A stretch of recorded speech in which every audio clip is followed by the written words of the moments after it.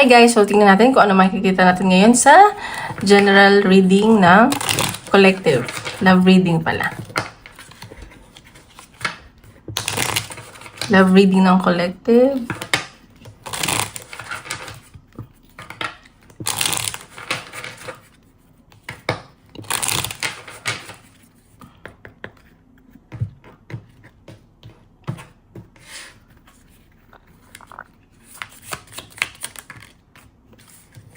Magic. So, sa nakikita ko dito ngayon, minamanifest nyo yung person nyo or ito yung person nyo.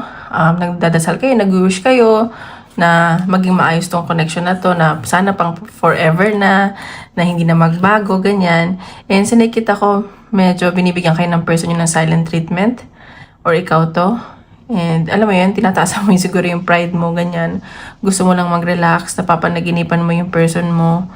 Eh, sinikita ko yung iba, medyo matataas ang pride dito. Ayan. So, ikaw, gusto mo na itong i-release eh, pero hindi mo siya ma-let go. Ayan. Tingnan pa natin. Nagsha-shadow work ka din. And mini-mirror nyo isa't isa. Kung anong ginagawa mo, ginagawa din niya. Kung anong ginagawa niya, ginagawa mo din. Tingnan pa natin.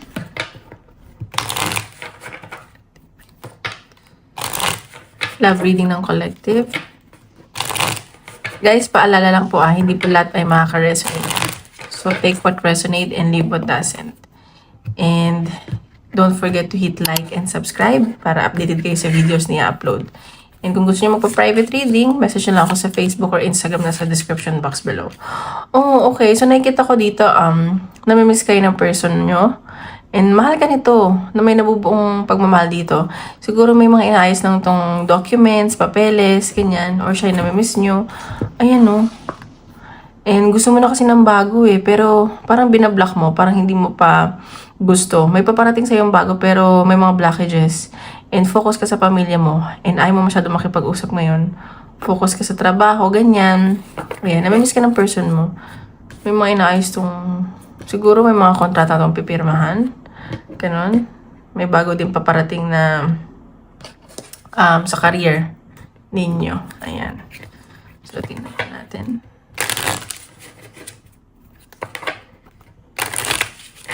Love reading ng collective. Babalik tong person nyo. Baka mag-message to. Love reading ng collective. Napapakita sa connection niya ng person mo.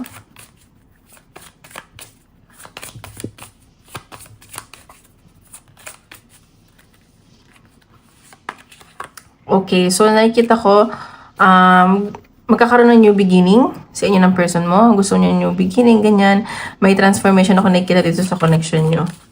Parang gagawa to ng move. May nakikita din ako dito mga pregnancy. Natin.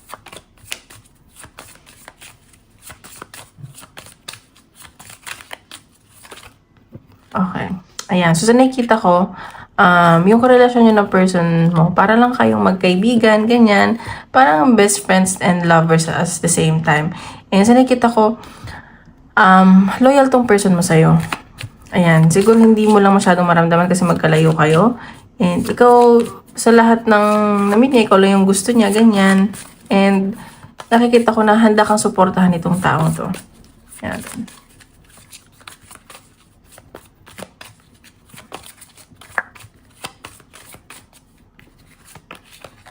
Okay, ayan. So, ayun, parang kino-comfort mo yung person mo, ganyan. Nararamdaman ka niya as family, nakikita ka niya as family, nararamdaman niya na very warm yung energy mo. Ayan, may nakita ko new beginning, may changes na paparating sa inyo.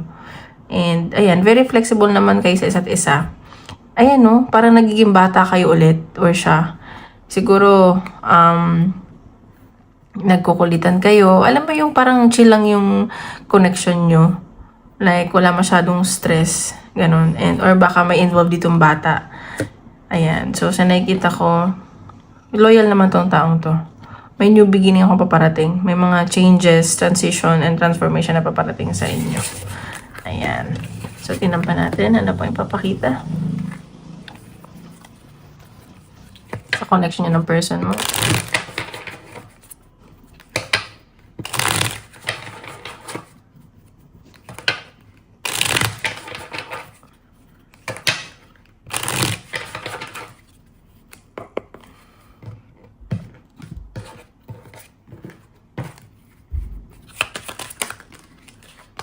lang po. Okay, ayan. So, saan may nakikita akong success para sa connection nyo. And siguro natutuwa tong person mo na maayos kayo, ganyan. May mga achievement, ganun. And may mga promotion ako nakikita. Success. Siguro may nangyari sa career ng person mo. Ayan, oh. Ayan, may nakikita ako na baka magkita kayo, may mga pinaplano kayo. Baka aalis kayo, mag-outing kayo. Or may inaantay itong person mo na schedule. Ganun. Pagkikita nyo. Ayan. Pa natin. Okay. So, sa nakikita ko dito na may iba sa inyo na may bonding ata kayo with your friends or siya. So, ayan. Nag-enjoy lang kayo. Ganyan. Though, may mga hesitations ka. Nag-aalala ka, actually. Kasi, baka siguro pinag-aawayan nyo yung pag-outing nyo ng mga kaibigan, like ng person mo. Pero may nakita ako nga ditong promotion, may mga blessing na paparating, may magbibigay sila na regalo. And ayan o, luck is on your side. Mag-focus ka lang daw sa goal mo. Ayan. So, ayan, nakakatuwa naman. Sino pa natin? Chill lang yung energy ngayon. So, sino pa natin?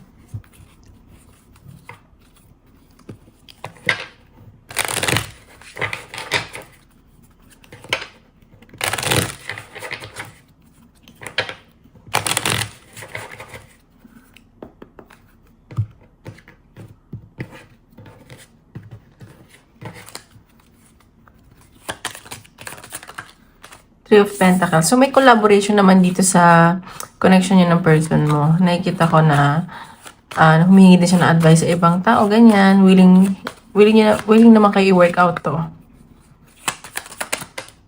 Or merong kaibigan na pinupush kayo na ayusin nyo. Ayan, no? Very passionate kayo sa isa't isa, pati lalo na yung person mo. Sobrang masaya to pag nakikita ka, nakakausap ka. Ayan. Lobas na. So, meron talaga dito, maybe you guys are in a dating stage or ganun yung feeling. And may celebration talaga. Medyo obsessed lang tong tao to sa'yo. Yun lang yung negative na nakikita ko. Obsessed to. Which is, di ba pag obsessed, hindi din masyadong maganda. Ganun. And marami din sigurong sumisira. And then, sabi-sabi ganun. Ayan, medyo ma-pride tong person mo. Tsaka strict to, ganyan. Ikaw pina-follow niya yung intuition niya, ikaw din. And baka may problema din to sa finances. Ayan o. May mga offer sa kanya, inaantay niya, ganyan. So, tingnan pa natin. Medyo mahigpit ito ngayon sa pera. Okay, tingnan natin ano ang nafe-feel niya sa'yo. An intention.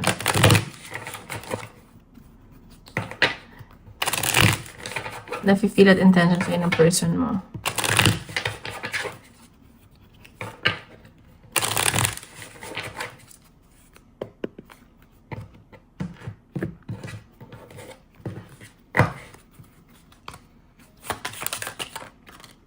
Eight of Wands. So, ayan. So, maayos yung communication nyo. And sa nakikita ko na gusto nyo mag-travel sa'yo. Travel talaga. Eh, may movement, oh. Gusto niya mag-offer, gusto niya bibigay sa'yo lahat, ganyan. Pero mabagal yung energy niya. Paunti-unti, ganyan. And sa nakikita ko nahihirapan tumatulog, kakaisip sa'yo sa gabi, namimiss ka niya. Magkalayo ba kayo? Ayan, medyo nag-isolate lang siya. Marami lang siyang iniisip. Gusto niya mapag-isa. And may conflict kasi sa side niya. Though gustong-gusto ka niya. Ayan, oh. Nagdadalawang isip siya. Bakit? Ayan o. Pero napapasaya mo siya. Parang bumabalik siya sa, ano ba to? Parang nagiging bata ulit. Ganyan. Sobrang napapasaya mo siya. Sobrang yung happiness na nabibigay mo sa kanya. And ang nakikita ko lang dito is, kaya siya hesitant dahil sa finances. Mas okay ata yung finances mo kaysa sa kanya. So, meron ako na-feel na insecurity sa side niya. Ayan no. Parang nasa iyo na daw lahat. And nasasaktong taong to kasi parang hindi niya kaya mag-provide sa'yo sa ngayon. Though very passionate siya, gusto ka niya, nahihirapan to. Pero may nakita akong communication sa inyong dalawa ha. Baka mag-message siya sa'yo or tumawag. mag-usap kayo, ganyan. May bibigay siya sa'yo, may offer, ganun. Tingnan pa natin. Ang na-feel sa'yo ng person mo. At intention. Oops.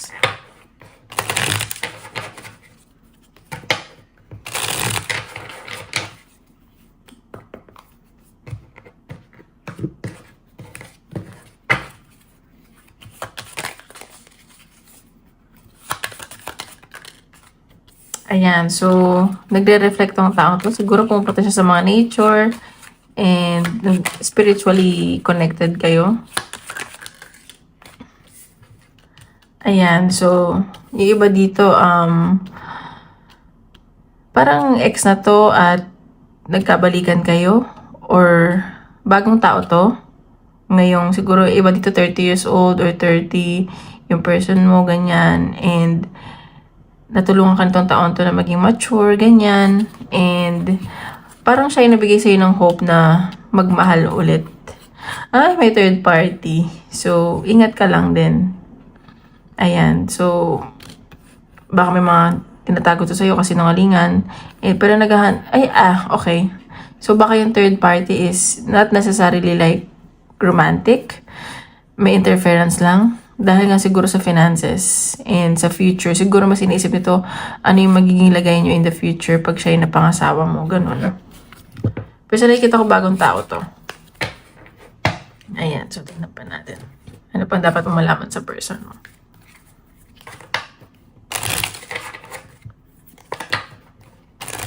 Oops.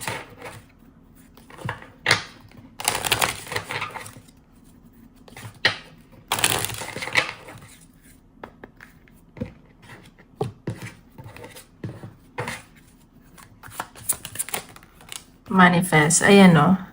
So, nakikita ko pinagdadasal ka nito. Parang inano yan, like, bahala ka na Lord, bahala ka na universe, kung anong gagawin mo sa connection namin, ganyan. Lahat mo naman sa person mo. Oh my God. So, yung iba dito, baka confuse yung person mo sa sexuality nila.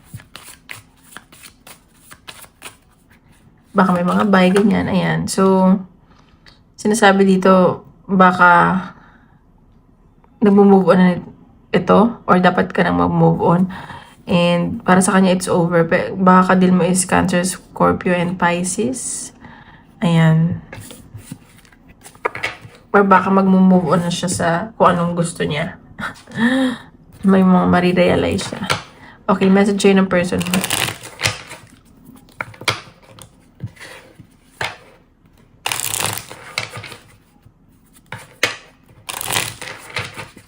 May mga LGBTQ din dito. Baka closet yan.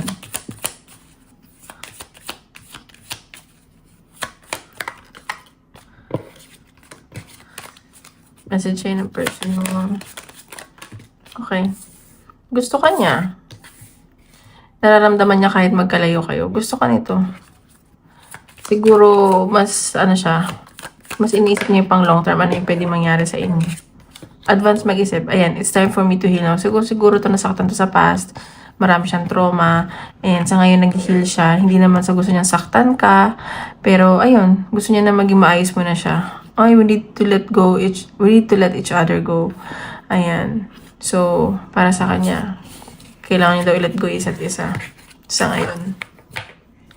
Tingnan pa natin anong possible outcome ng connection niyo.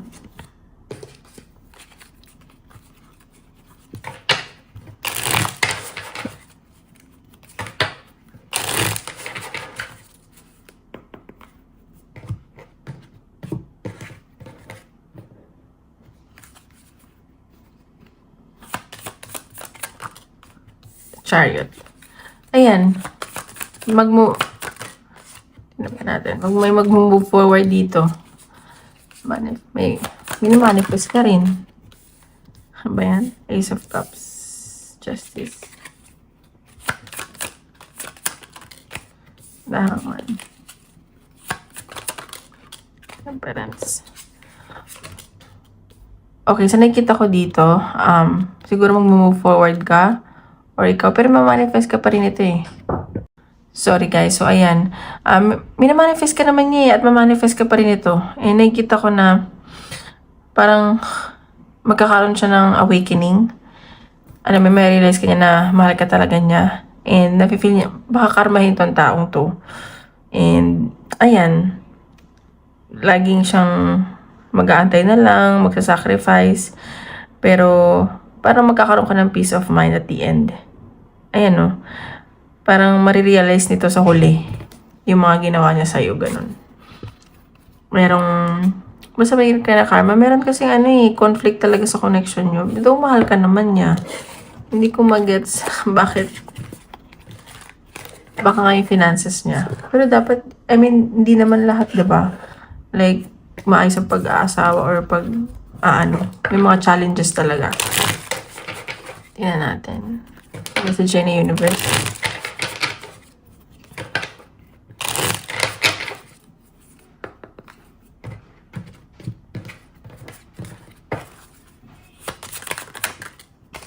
It's time to do it again. So, ayan, baka may chance din na, baka magkaroon din naman ng chance ulit. Ganyan.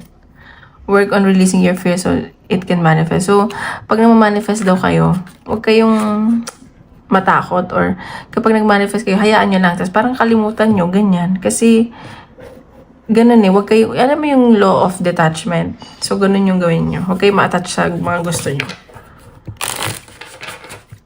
Sige pa natin. Message sa ni Universe.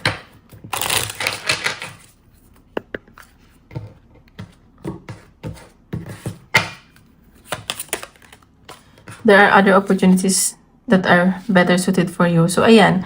So, baka hindi talaga siya yung taong para sa'yo. At, ako kasi hindi ko naniniwala na pag sinasabi, you deserve better. Kasi lahat naman tayo deserving eh. It's just like maybe hindi kayo compatible or meron talagang taong nakalaan para sa'yo at dumarating yung taong mga sa past sa atin for us to teach us lessons or to be a blessing. Ganun. Ayan. So, tingnan natin. Advice ni Universe.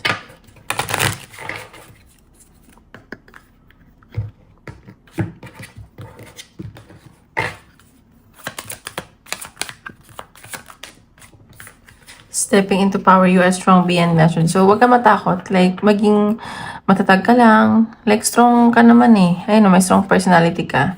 Huwag mo nalang kontrolin yung mga bagay-bagay. Eh, sa nakikita ko, guided ka ng mga angels and spirits. Ayun. Okay, isip ka question. Tingnan natin kung ano ang sasagot ni Universe.